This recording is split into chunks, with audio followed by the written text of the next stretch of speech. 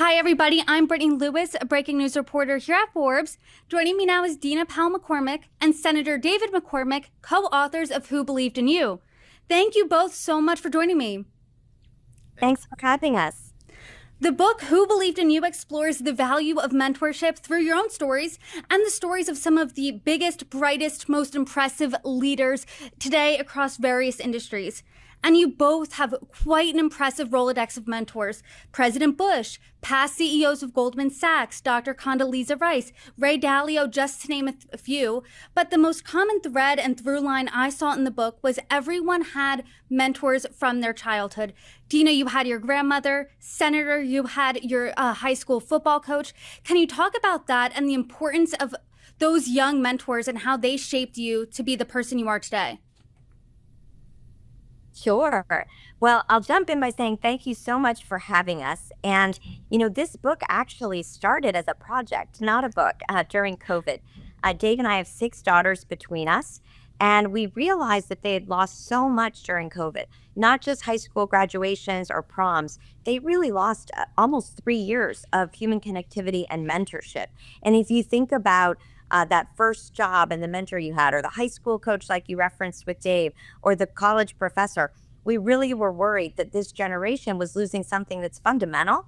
And we certainly wouldn't be where we are today without the people that believed in us. So we started talking to our friends, amazing people from Satya Nadella to Tory Burch to Governors Huckabee and Sanders to Dr. Rice. And in the telling of these stories, we realized that even though they're famous people now, this book is about the unsung heroes that you haven't heard about, that without whom there wouldn't have been all these extraordinary leaders of different industries that changed the world. And so what we're hoping is that we're actually going to spark a mentoring movement that will actually, people, everyday Americans will realize that if I invest in one person, I can change the world.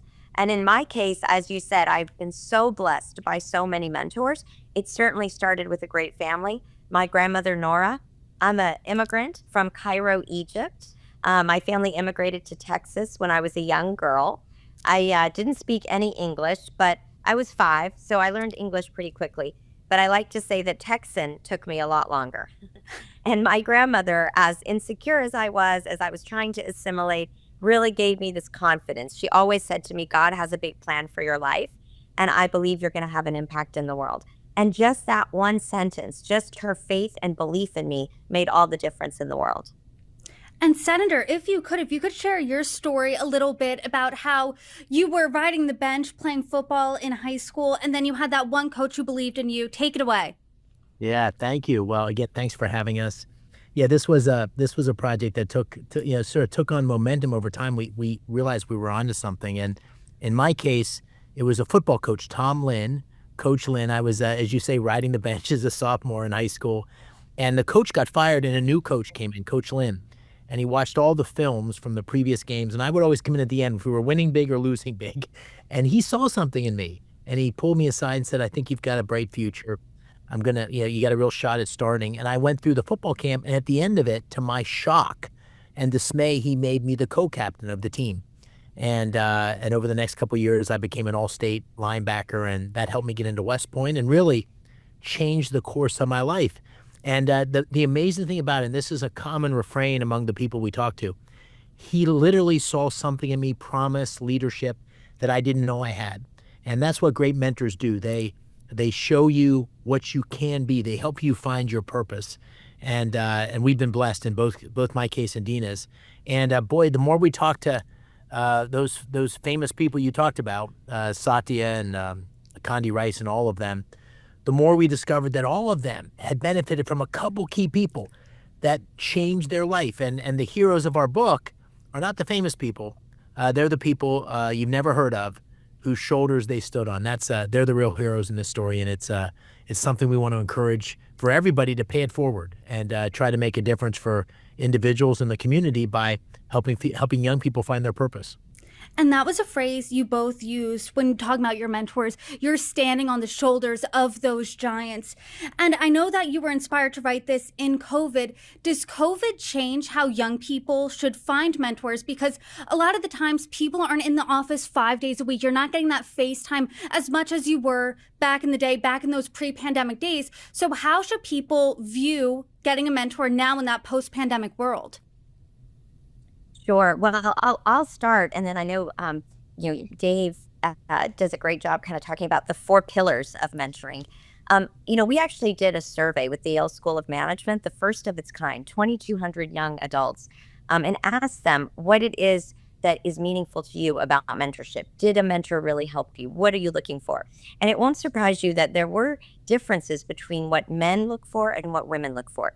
Men look for mentors who have power and influence. Women look for mentors who will give them feedback, who are authentic, and who really want to invest in them. But the common thread between men and women was that people actually are not as interested in what I would call transactional mentoring. Help me get that promotion, recommend me to somebody. That's all important, certainly in a career. But they're much more interested in what we define as transformational mentoring, the kind of mentoring where you have an enormous trusting relationship. It's a multi-year dedicated relationship. It's two ways. The mentee also adds a tremendous amount of value to the mentor. And it's not just about what's going on at work. It's how are you dealing with life? How are you dealing with work-life balance? How are you dealing with family and all these kinds of things that are so important? And they really get at the heart of what a mentor can do, which is instill a set of values in a leader. And that's the whole premise. With the right leadership in this country, we can really make a big difference. And so we really recognize that being transformational really means an intentional relationship. And the best way to seek out a mentor is to explain that's the kind of relationship you want, to be deliberative, but also to be mentorable, if you will. And that means be efficient with your very busy mentor, be deliberate about what it is you need their advice on, and how you're going to consistently communicate. I think just showing up and saying, what should I do with my life? That's a little hard. A mentor doesn't know where to start. But if it's, here's some people I'd love to meet. How should I think about, where I should work and how to balance things in my life? Really start to set the relationship at the beginning with a defined set of objectives. And Senator, do you have anything to add to that? One of the things we discovered in the survey and the interviews, there are sort of four pillars of mentorship that great mentoring relationships usually have all four of these. The first is trust. You've got to trust on both sides that you can be vulnerable with one another, be really forthright. That's the basis for any great relationship, but certainly a mentoring one. Second, shared values.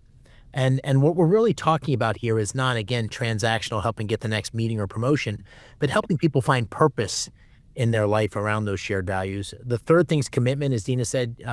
It can't be 3-hour lunches, but mentorship does require somebody to be available when the other person needs them, when you're facing a crisis or really need advice.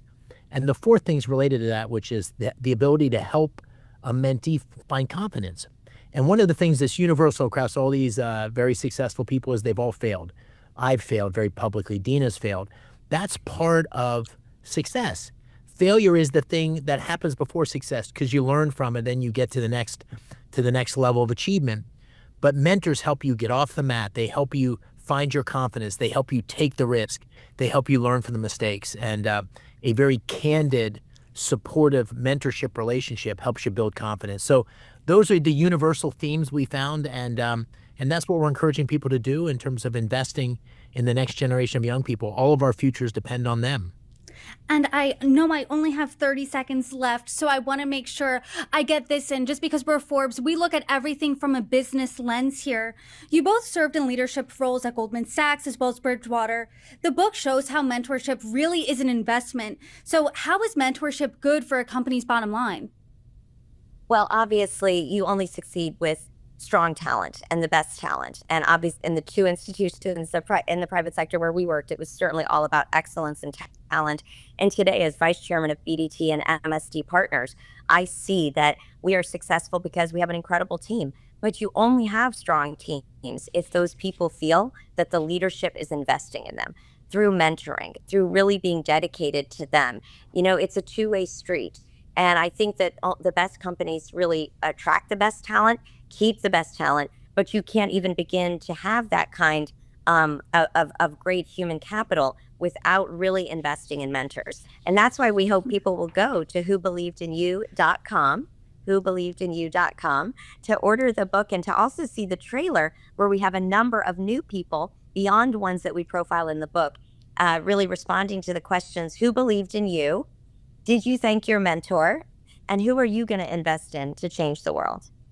Dina Powell McCormick, Senator David McCormick, thank you so much for joining me. You just reminded me to go call my mom and give her a big thank you. Thank you so much, and congrats on the book. Thank you. Great to be with you. Thank you so much for having us.